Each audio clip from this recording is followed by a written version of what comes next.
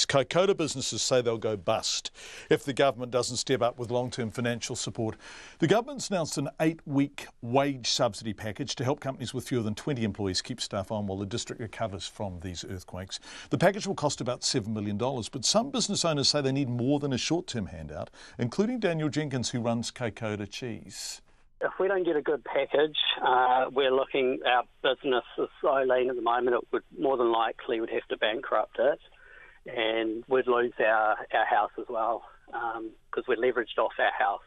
And that's the case for a lot of businesses here, particularly people that are stocking up now. So if one business goes, then the next one will go, and it'll have a sort of a catalyst effect. So what does the package, modelled on those used after the Christchurch earthquakes, actually provide? Here's our political reporter, Demelza Leslie. Monday's 7.8 earthquake stranded businesses in and around Kaikoura, with slips completely closing State Highway 1 and the seabed being disturbed.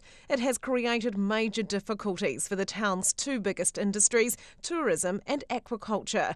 The Economic Development Minister, Stephen Joyce, says the government will provide support for those businesses while their future remains uncertain. A lot of the businesses' premises have survived fairly well. That's where the distinction between here and Christchurch perhaps, as in Christchurch it was nowhere to do your business, and here on the coast it's actually an issue of the business not being there anymore because the road isn't open and there's just no traffic, no tourism and possibly no fisheries business either. So it's a different problem, but the solution is required is similar in terms of money for these people to be able to sustain their staff. The Social Development Minister, Anne Tolley, says they're focusing on supporting businesses with fewer than 20 staff. For full-time permanent employees, $500 a week, and for part-time employees, $300 a week.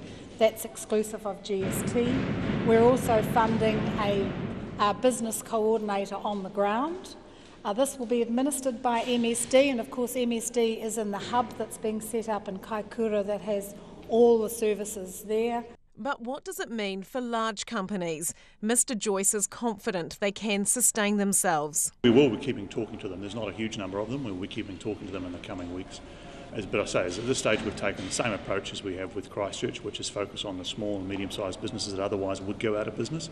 The Green Party MP, Eugenie Sage, says the package is nowhere near enough. For a lot of the motels and tourist-related businesses, 8 weeks is unlikely to be enough because it's going to take a long time to get transport links re-established and tourists back in the town. Kaikoura has grown as a tourist town. The Whale Watch operation is the centre of that. With tourism numbers dropping away, there'll be a need for more assistance. Stephen Joyce says the government is aware 8 weeks may not be enough and expects it will have to provide support for longer, like it did in Christchurch. We're going to work on it again, make a further decision prior to Christmas. Hopefully we'll have more information on the rehabilitation of the road, more information on the state of the aquaculture industry, and you're right, that might have to extend for a period of time. The chair of the Canterbury Employers Chamber of Commerce, Peter Townsend, says the support package is enough to help businesses. It's supported thousands of businesses in Christchurch, and I still get phone calls today, nearly 6 years after the earthquakes, from companies saying if it hadn't been for the earthquake support subsidy, they wouldn't have been in existence. The key issue here is supporting companies with cash flow that holds the fabric of the company together, that supports the retention of staff and enables them to make decisions about their future without having this absolute preoccupation with where is the cash coming from. The government says there will be further announcements in the days ahead to help the people of the Kaikoura district and surrounding areas get back on their feet. From Parliament for Checkpoint, Demelza Leslie.